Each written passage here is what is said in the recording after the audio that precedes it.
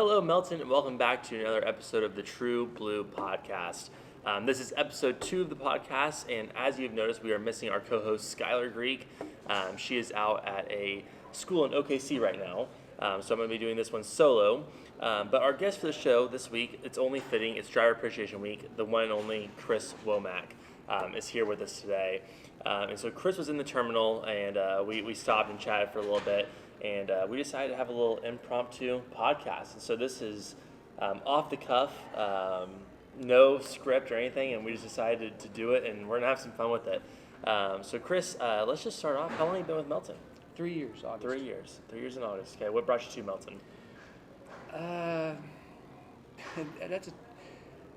I don't have an easy answer for that because I retired and was living out in California, surfing, having a good time, and really I just got bored. And I just felt like I wanted one more adventure. You got bored on a board. When surfing. Yep. When surfing. That was my dad joke of the day. So, surfing, did you do that when you born and raised California? I was born out there, yes. Okay, so been surfing your whole life? No. I don't know. My dad was a military contract engineer, Okay. so we moved around a lot. So I lived in Florida and Mexico, and then finished high school and college in Texas. And then after college, I didn't know what I wanted to do when I grow up, so I decided to move to Colorado and be a ski bum. Okay. And I We're at in Colorado. Aspen. Oh, beautiful. Yeah, I went there for my honeymoon. Oh, did you? Gorgeous. Yeah. Now I've skied once, and I've got a story for that. But I never, I don't know much about skiing, and so we went during, it wasn't skiing season. Yeah, so you probably got married in September. October. Okay. Yep, October, and left, the day after. And there's about one restaurant that was open, because when it's not ski season, It's called off-season. Off-season, yeah, there's nothing open. Yep. All the ski resorts are closed down. Yep. But had a beautiful time. Weather was great. Place we stayed at was fantastic. So just a beautiful country out there. Gotcha. How long were you out there for? 22 years. 22 years as a ski bum, or were you doing some other things? So I got out there, and I never quite made it to ski bum status. Okay. I got a real job, and I became a police officer for the city of Aspen. Really? Yeah. Neat. Cool. How many's on that? Is that a pretty large force there? It was 27 officers Okay. with the chief and assistant chiefs and things like that. Yeah, and now were you just in a patrol car, or what was your... I was patrol for 10 years, Okay. and detective for the last year. So I was, Wow, yeah. what a cool story. So, born and raised kind of all over, military kid. Moved to California for a little bit, Mm-hmm. then came to Aspen, Mm-hmm. okay, and then 22 years in Aspen, Mm-hmm. and then we go into trucking. But I want to hear more about this detective and police story. That's incredible. I had no idea. You know what? I had a great time. I mean, Yeah. it's. I don't want to say that it was L.A. police or Tulsa police or anything like that, but I wore shorts in the summertime, Yeah. and jeans in the winter, and and they, you were active. We had a bike patrol, so in the summertime I was on a bike when I had the opportunities. Okay. And when I was younger, being a patrol officer was fun out there. It was fun. Yeah. And so you're very active, and that's what I enjoyed about it. So That's awesome. And so now we're going to talk about your hobbies here in a little bit, which is cycling. Is that what got you into cycling, was being on the bike in Aspen? Well, that's one of the things. As a kid, I always been riding a bike, and what happened with it is that I started racing mountain bikes here in Texas. Okay. And when I went up there, I did racing as well and things like that. Yeah. So the bike is just a release for me. It's a way to get away and be by myself or whatever, and be in shape. Absolutely. Cycling is great. My wife and I, we recently just got some bikes for the neighborhood, and we've been riding around, especially these cool mornings we've been having. It's just I don't think anything takes you back to being a kid as quick as riding a bike does. Right. Riding a bike through a neighborhood, I feel like I'm 14, 13 again, Yep. just riding a bike. But it's great exercise, and it's one of those exercises where it doesn't feel like you're waking up and you're like, well, I got to go exercise today. Right. It's more of a fun hobby kind of thing, and just still a great form of exercise as well. And audience, you're probably wondering why we're in a silly crown and we have this giant throne behind this castle backdrop here. As I mentioned earlier, it is Driver Appreciation Week this week. And here at Melton, we celebrate our drivers every week, but this week especially we do. And our theme this year is Royals of the Road. And so that's why you see all these props here and decorations. And we've decorated the terminal. We're doing free lunch and free breakfast as well. You get to enjoy some of that. I have. Yeah. They do a great job over there. When you're going to get stuck in Tulsa, you go eat. Yeah, and so now you're stuck here right now. Your truck's in the shop currently, Right. correct? Okay, and so you've been here for a couple days. Yep. I think Emily snagged you for a video Yep. on Monday. So you're essentially a star at this point now. You're 2 videos in 1 week. Right. Signing autographs. Cool. Yeah, so let's dive into a few other things here, Chris. And before we dive into the trucking side of things, did you retire as a police officer? Yes. Anyway, so 22. 22 years as an officer. You miss it at all? Not as much as I did in the beginning. Yeah. It took me a long time to stop looking at expired license plates. Do you still do that over the road a No, little bit? not anymore. It's But not your business anymore. You're not worried about Yeah, it. not worried about it. Okay. But it took me a while. Yeah. It took me a while. But some of the defensive things and things like that, Sure. they still play in part. Pay attention to your surroundings and Yeah. things like that. I feel like you probably learn so much, and it carries on after even Yep. you hang up the badge. Now, where's home for you currently? Texas. Dallas. Dallas, Texas. And what made you move from Colorado, beautiful Aspen, to Huntington Dallas, Beach. Texas? I was living in Huntington Beach, and then when I started the trucking, really I wasn't going back to my place that I had out there. So Yeah. my mom and my parents are getting a little older. Sure. And they're going to be in their. My dad's in his 80s. My mom, if I said she's in her 80s, she'd get mad. So she's not. But She's in her late 40s, right? Right. Yeah, that's right. So it was just kind of time for me to come back and help out and things like that. Sure. Not that they're, my dad still drives and my mom still drives and Yeah. things like that. But things that they need around the house or whatever, Okay. help out. And I enjoy hanging out with my parents. Really Yeah. now, so Now, what about family of your own? Any kids? no, wife? not married, Okay. no kids. Yeah. Never. So Rhodes your family right now, right? Yeah. It's easy for me. Yeah, that's good. And so 3 years with Melton, you came home to take care of your folks for a little bit, and then what made you say, hey, I want to hop in a truck? Well, before that is I just felt like I needed another adventure, and I really can't tell you the moment I said, yeah, that's what I want to do, but somehow I decided to get my CDL. Okay. And I didn't want to go through a school to do it. Not that I felt like I knew how to drive a truck. I just felt like I was in the mindset that I was going to get it done. Sure. And so another company that was out there in California where I had their training facility there, and I felt that they offered a CDL in 2 weeks, 3 weeks with a trainer, but I had to do 10 months with them. Okay. And so I thought, yeah, that's not a big deal. So I did, and while I was with them, it was a dry van. I quickly learned that I did not like dry van, and it's very boring. Drop and hook, they promote drop and hook, but that is very boring. The other thing I didn't like about dry van and reefers in the same place is that you are doing a lot of things at night.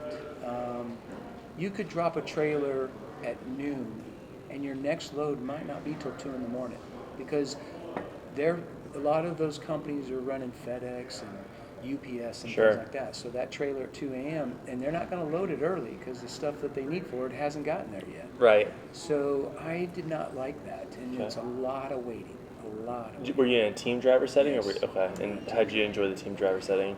I will never do that again. Okay.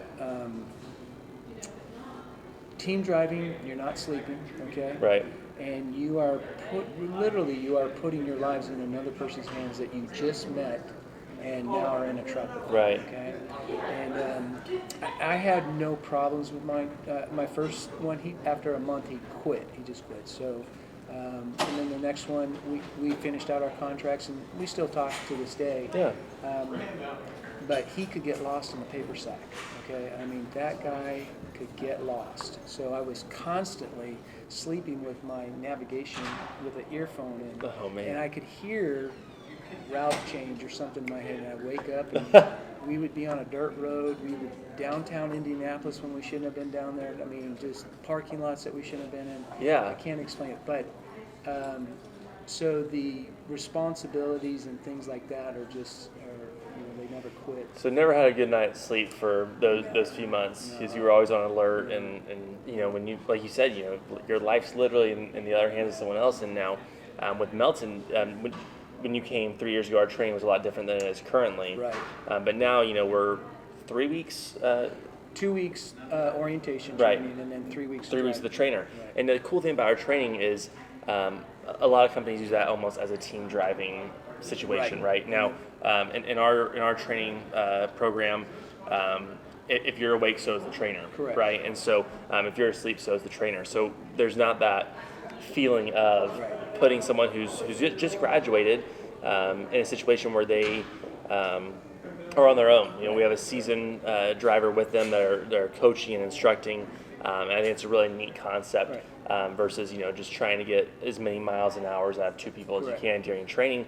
Because at the end of the day, you're not really learning that much if you're doing that. No, I mean, in the 3 weeks with a trainer, within 3 days, we were already team driving. So my trainer, when she was done driving, she was back in the front sleeping, and I was learning how to back by myself after 3 days. So, right.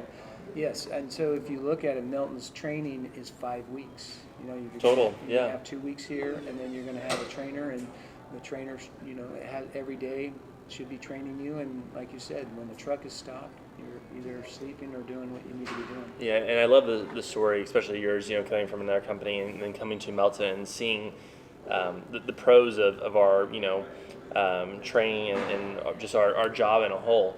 I think it's really neat to hear some of those stories and be able to tell drivers, hey, I've been through another company. I've seen what else there is to offer, and it's not what Melton's doing. And I think what we're doing is very unique to the industry. But I think we're seeing a lot of drivers coming fresh out of CDL school becoming very successful quickly through our training program, which is just neat to see. Now, are you a trainer currently? No. You ever thought about it? No. Okay, I'm not going to sell you on it now. I think you'd be fantastic at it. Our trainers are incredible, and it's always, we try to match the student to the trainer as much as we can. And like I said, I think it's just a neat overall concept of our training program, which is cool. So 3 years over the road flatbed. You're not on any regional fleets or anything, are you? No. Okay, so you're over the road. That's now, how often do you get to the house? You said you're taking care of the folks. I don't take that much home time. Okay. If we start at New Year's, right after New Year's, that Tuesday, whatever, I usually get on my truck and I'll go all the way to Memorial Weekend. Wow. And then I'll take a week in Memorial, and then I'll stay out usually until November. Okay. Take a week in November, get back on for 3 weeks, and then I take 2 weeks, Christmas through the New Year, Good for you. and back on. Now, the really nice thing for me is location. My parents' house is literally on 75. We get a lot of freight that goes through that area. So anytime I can, I probably come by my parents' house probably 3 or 4 times a month. Oh, wow. Yeah. Okay. Just and through home loads, essentially. Yeah. And another thing is, another positive for Melton is that that's acceptable. That's encouraged type of situation. Now, I have a great DM. Katrina is 17 years with the company. Yep. And she knows what I can and can't do, and she's good, right? So I don't have to say, hey, is it okay if I go by the house? She knows. She already knows if that load is going to be anywhere close, I'm going to be there, and I'll get the load finished out. So that's awesome. And shout out to Katrina, who's like you said, 17 years with the company. Fantastic dispatch, fantastic driver manager. On my team, driver services, we get a lot of phone calls, and sometimes they're just calling to brag, and a lot of it's on Katrina. So great job to her. And it's neat that our driver managers get to know our drivers. And we always say, and I think a lot of companies say, you're not a truck number here. Yeah. And I think it's a phrase that's used in our industry, but I think here at Melton, it's as true as it comes. We get to know our drivers, especially when they're on your fleet as a driver manager. Right. You're able to say, well, hey, my folks live in Dallas. If I get a load through 75, I'm going to stop and say hi really quick. Yeah. And it's fantastic. She doesn't even need to ask anymore. Yeah. It's just a simple, hey, we're getting Chris home real quick, and we're going to have him stop in and see his folks. Yeah, and she does. And it won't, she knows that I'm not going to jeopardize the load or cause the load to not get there on time. So she doesn't have any problem with that, because that's my responsibility. That's what I do for Melton. And so if I can get an hour or two or whatever, sometimes I get 10 hours. Sometimes I've done a 34 Sure. with a load. So Yeah. it doesn't, whatever works at the time. Yeah, that's awesome. That's incredible. I always say this quote, and I think it's a neat quote that not a lot of people hear, is this was a couple of years ago. I was downstairs, and there was a driver, and Bob was down here. Bob is our chairman and CEO and still holds his CDL license as well. And this driver was saying, hey, thank you so much for letting me work for you. I really appreciate it. And Bob said, hey, I appreciate it, but I want you to know you don't work for me, I work for you. And I think it's a motto that we say here at Melton. And it's true. Without our drivers, we don't have anything, right? We don't have this beautiful facility. We don't have a driver appreciation week to celebrate. We don't have a lot of these things. And so, being a driver at Melton, having all these people here at our terminals, we're all here for you working in some facet to better your life, to better the company. And so I think that rings true to all of our employees. And I just love that quote that Bob said, because it's true at the end of the day. No matter what your job is here at the terminal, whatever you're touching impacts a driver at some point in that cycle. And I'm sure you feel that over the road. I think that I only have 2 experiences in driving, 10 months with the other company and 3 years with Melton. And by far, Melton is definitely understands their drivers and tries to do what they can for the drivers. And that, by far, I can't imagine working anywhere else. Yeah. I have as long as I'm a truck driver, I will be with Melton. Love it. And so it's not there's no reason for me to leave, okay? Yeah. And you have to look at everything. It's not just the cents per mile and how many miles you're getting. That's important, because if you're out there, that's important, right? But the other things, your benefits, medical, home time, those types of things, those are all have a value for 401k. Exactly. 401k. Yeah. So that's all a value. So if you're telling me that you make more cent per mile, but you have no benefits, you have no medical, well, my cents per mile now is better than yours. Right? Absolutely. And I think it's a great way of looking at it. And I think a lot of the younger generation that's coming to transportation aren't thinking about those things. Right. 401k, we match 50 cents to the dollar, right? And so that match is incredible. Right. And if you can start here, really at any time and start putting back into that 401k, it adds up quick. And especially like I say, if you're here with us at a younger age and stay with us until retirement, that adds up really quick. Right. And so I'm glad you're looking at the big picture. I think it's a great idea for all drivers who are looking to get in transportation when they're shopping, when they're looking at other options, because there are other options, right? We all want to think Melton is the best, and selfishly we do think it's the best, Right. but there are other options, and folks are shopping. With driving, I don't think there's any other job in the world right now where someone can quit here today and go start another job tomorrow. Crazy. If I quit my job today, I'm probably 2 or 3 months where I'm Right. looking and interviewing and all that stuff. Right.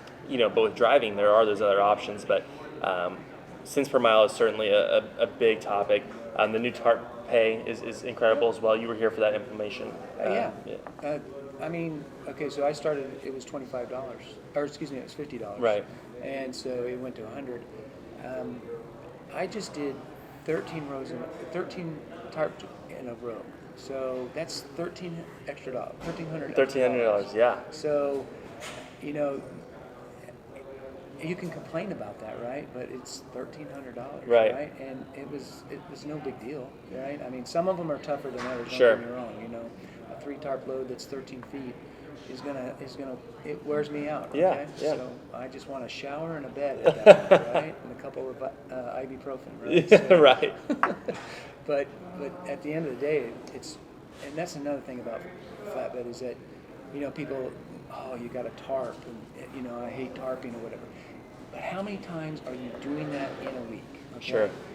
You look at everybody at other jobs out there. We do the same thing over and over, right? I don't tarp every day. I don't secure every day. I drive every day pretty much, but I don't have to drive 600 today and 600 tomorrow. I may only drive 200 tomorrow for whatever reason. Right. But so you just you manage yourself, and nobody else is managing you, right?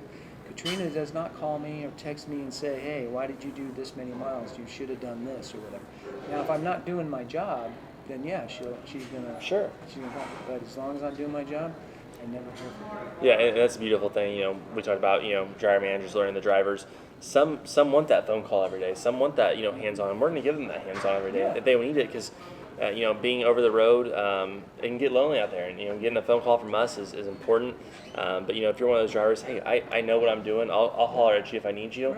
Right. We learn that communication style between the driver and the driver manager, and we try our best to keep that relationship as fresh as we can. We want to touch drivers as much as possible and give them a phone call. And I'm sure you've been here when we do our fleet outreach calls, where everyone in the company is assigned 5 drivers to call and just say, hey, how are things going for you over the road? Someone you may never talk to, someone in accounting calls you and says, hey, what's going on, Chris? Can you talk to me a little bit? I think it's a really neat initiative that we do here as well. Yeah, I've talked to, like you said, I've talked to somebody in accounting, I think. Yeah. Right. So, yeah, that's always nice. Exactly. Yeah, I love that factor of it as well. So life over the road. Been doing this for 3 years here at Melton. What tips can you give new drivers? What tricks are there? I'm sure you have your fair share. What's a way to stay mentally stable over the road? You need to find something that's not trucking related. Okay. Whether it's drawing or poetry or whatever will stimulate you, but I believe you need to be active. Okay, because driving a truck, you're not going to be active, and you need to do something to get out of that truck or do something. There's a lot of guys that will walk the parking lots of a truck stop. That's fine. Yeah. But for me, I need to get away from the truck stop. To me, the truck stop is a necessary evil. We need fuel there. We need to take a shower, somewhere to stop and do a 30 if necessary, or sleep that night, right? But the rest of the time, they could be bad. Sure. Okay? So nothing really positive necessarily can happen in those places at times. So for me, if I'm down, I want to go get out and be separate from that at that time. And riding my bicycle is it for me. So. Yeah, and that's what we talked about this morning. We ran into each other and we were sharing some stories. And Chris said that he had watched the podcast, and you do some YouTube videos of your own. Yeah. And you cycle. And you've rigged your bike on the back of your headache rack, correct? Yes. And you created some sort of contraption to hold it there. Yeah. Would you just some 2x4s or? No. I actually what it is I got it on Amazon. It's just a fork mount. So I take the front wheel off. I mounted that onto the headache rack, so the bike just sits vertical to the headache rack. It's not up against it like that. So, I put the mandatory 2-inch strap on it, type of situation, and it just stays right there. It's easy to take off and convenient right there. Sure. So, and you said you ride a Carbondale, correct? Cannondale. Cannondale, sorry. Carbon fiber bike, but it's Cannondale. Okay, and so this is a road bike or is it an off-road bike? It's what they call a gravel bike, so it's a cross between a mountain bike and a road bike. So you can do either or with it? Yeah, depending on the trails and stuff like that. And it's a little more comfort, and it's more mountain bike, so it's a little more comfortable. It's not as twitchy as a road bike. Okay. And really, most of the truck stops that you leave have a lot of debris or gravel or whatever, so it makes it easier. And I'm not doing necessarily any downhill mountain biking areas too often, so it just works for single track if necessary, and gravel. What's your favorite state or place that you visited where you've cycled a little bit? Well, I mean, Twin Falls, Idaho, obviously. Yeah, is my I was watching that favorite. video. And then there's Flagstaff, Arizona. Okay. And there's a place in New Mexico. I can't think of the name, but there's the Desert Eagle Casino. The Dancing Eagle, excuse me. The Dancing Eagle Casino is basically a truck stop right there on 40. And it's got a huge truck stop, right? There's probably 300 parking spots in there. So, but 12 miles down the road, there's nice dirt gravel roads down there. There's actually wild Mustangs out there all the time. Oh, wow. So I always get to see the Mustangs. Yeah. They never want to talk to me, but so they're always out there. But there's I never even knew this existed, but it's called the Acamo Pueblo. Okay. Yeah, you're talking about this morning as well. Yeah. And it's in the United States. It's the oldest place that has had continual people living there for over 2,000 years. And it's a pueblo up, probably, I don't know how tall, big it is, right? But there's about approximately 50, 56, basically medicine men, if that's the right term for it, that live up there. No running water, no electricity, but they live up there. And when I've been able to ride there, but when COVID hit, they actually blocked it like 3 miles from there, so you couldn't, because they didn't want to get they were afraid of. Sure. They really don't have modern medicine in that for them up there. So now it's open, so you can ride back. That's neat, and it's so cool that you're seeing this kind of stuff over the road, and running into these things that not a lot of people get to see or even know of. I've never heard of this Pueblo community, and having 2,000 years of continuous life without modern technology is just mind-blowing to me. In the United States. Yeah, in the U.S., yeah. And we were talking about the last episode, we were talking about, trains and some of the stuff. So what prompted that is I got to travel to Scotland and Ireland in June. We were there for about 2 weeks, and it was just amazing, how long some of these buildings and stuff have been there. But traveling by train is what we talked about this morning, was so common there. And so, you get to see a lot of the countryside. And now, we have in America highways and all these things. And of course, so does overseas. But I don't think a lot of people are seeing the true beauties of America in a civilian car. We're not seeing these, I think in Twin Falls, you talked about the Evel Knievel jump site. Just things that you don't see, and when you're on a trip, you're not going to go out of your way to go see either. But when you're on the truck, you get to see these incredible things, and you get to go cycle them and be close to them, and go check them out, which I think is incredible. And so, have you been to all 48 yet with Melton? Yeah, I've been. Well, actually, I've been to all 48, but the only state as far as Melton goes is Rhode Island. Somehow it just. I don't know how we just don't go there. You've been all around it? I've been all around it, but that's the only one. Now, I've been there personally, but that's the only one. Okay. And I think there's 3 states that I haven't picked up: Rhode Island, North Dakota, and New Mexico that I have not picked up. But I've been through those states. I'm sure you'll get there eventually. Yeah, I'm sure you'll get there.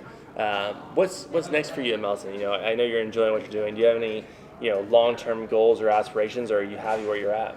I'm kind of a 5-year plan guy. Okay. So I got 2 more. I know I'm going to be trucking for another 2 years at least.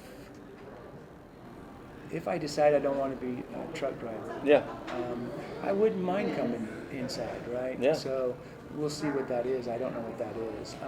But I would like to stay with Melton. Yeah, and we have a lot of drivers who do that, right?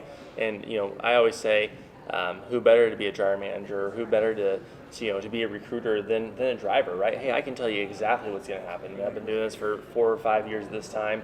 I think it's incredible. We've had a lot of drivers who've made that transition into the office and have made incredible impacts and have changed a lot of things because they said, well, hey, this is what's happening over the road. I think we rely a lot on you guys to tell us what's going on. We don't have the eyes and ears on the road like you guys do. We don't know exactly what's going on because we're not in the truck.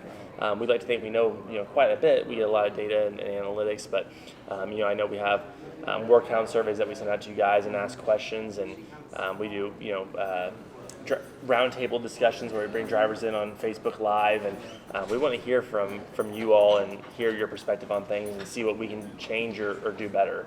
It's really important to have that open communication between the driving force and the office staff.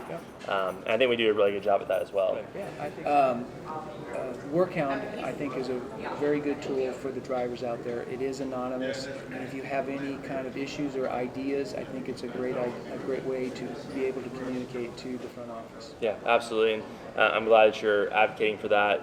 I think it's a great tool, and the only way we're going to be able to make those changes if we know what changes we need to change, right? And so if you're silent about an opinion that you have or silent about a problem that we're having, it does us no good. We're not going to be able to ever solve that issue if we don't know about the issue. And so I appreciate that. Now, do Rate My Load, are you on that as well? I am. Okay. And I think that's a good thing. I think that if it's an unsafe area, unsafe work environment place that we're picking up or delivering, that's definitely something that needs to be, conveyed as far as rate my load goes and everything. But yes, I do that. Good. I'm glad you do. And one other thing that I want to bring up is we talked about cycling. In last episode, we talked about drivers who are on YouTube, and you have your own YouTube channel that we talked about a little bit. Yes. What's the name of it? It's called Stepped In It Trucking. Stepped In It Trucking. Now, what made you think of this idea and to do some YouTube videos? Well, I came up with the idea. Stepped in it is always kind of a negative, right? I mean, Yeah. you stepped in it, but I don't look at it as a negative, so I thought I'd just kind of use it as a double, right? Really, I think on the road when you're driving, you need to come up with some things, and I just want to say hi. How's everybody? There's Russ Elliott right there. Thanks for the cameo there, Russ. But I think you have to do more while driving other than listen to the radio or the news or whatever. All of that stuff is not helpful, I think. Right. Okay, so so I like to be creative, and I really kind of thought about Emily sent a message out to the drivers wanting to get influencers. Yeah. And so I just started thinking about it, and I liked the creative part of it. And I just thought, well, if I'm going to do it, I don't necessarily want to just stand there and say, yes, you should work for Melton. I believe you should work for Melton, and I have no issues talking about Melton, but I just kind of wanted to do more of a creative thing of the day or whatever happened. I think it was so neat. After you told me about it this morning, I went back to my desk and pulled your channel up and subscribed and started watching some of the videos. And such a cool outlet for you to be able to do that. Yeah. Get out, be active, be healthy, get your mind away from the truck a little bit. I always compare office staff to drivers. When we're done, we leave. We go home, Yep. right? We have that off button here. You guys, when you're done for the day, what do? You take 2 steps back and you're in the bed. And so for you to be able to have that outlet, for you to be able to have that, capacity to say, hey, I'm turning off, I'm not driving right now, I'm not on duty, I'm going to go do my own thing, I'm going to put my headphones in, I'm going to go explore. I think it's so important for all of us to do, not even in a truck, but also in the office too. That's why we have the on-site gym, we have the pond in the back. Get away from your desk a little bit even, and you need that mental break to be able to come back and be fresher. If you're doing the same things every day like you mentioned, you're only going to get wore down and faster. But if you can get your mind off of that and get some of that mental rest, I think it's very important. Try to be positive, okay? Yeah. There's tons of negative out there, and you can get wrapped up in it. But if you look at all the positive things that are in your life and the things that are going, you'll find it to be a lot better. I love it. Yep, I'm a glass half full guy myself. Sounds like you are as well. Anytime there's a negative, you got to look at the positive, even when it's hard to find. Right. And I think it's so much easier to dwell on the negative things than to say, well, hey, this happened. It's not great, but what can we learn from it? What can we, change about it? I think that those are important things there. Chris, fantastic having you on. I really appreciate it. A lot of fun on this podcast and this episode here. Like I said, the Melton True Blue podcast, we are all things and everything Melton. And so we want to hear from you all. This is our second episode. We want some more ideas. We want some more guests on the podcast so some drivers can listen to it over the road. Some office folks can get to learn some of the people they work with. So if you're interested in being on the podcast, please reach out to me or Skylar. We'd love to get you on. Chris, absolute pleasure. Thanks again. Yep, thank you.